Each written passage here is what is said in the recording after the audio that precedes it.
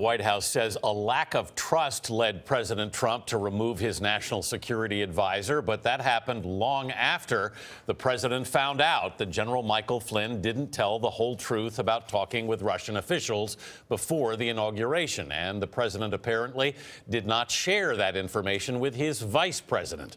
Margaret Brennan is at the White House. Margaret, good morning. Good morning, Anthony. It's still unclear if President Trump authorized General Michael Flynn to discuss sanctions with the Russian ambassador, a conversation that the White House first denied and then said Flynn could not recall.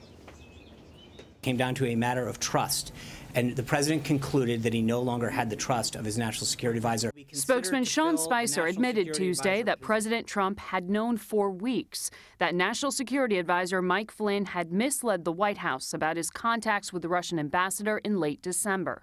But Spicer said it wasn't until this Monday that the president asked for his resignation. We got to a point not based on a legal issue, but based on a trust issue, where the level of trust between the president and General Flynn had eroded to the point where he felt he had to make a change. But on January 26th, then Acting Attorney General Sally Yates told White House counsel Donald McGahn that U.S. intelligence had intercepted Flynn's calls and had proof that his public denials were false.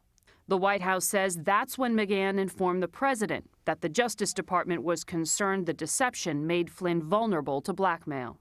The White House counsel informed the president immediately. The president asked him to conduct a review of whether there was a legal situation there.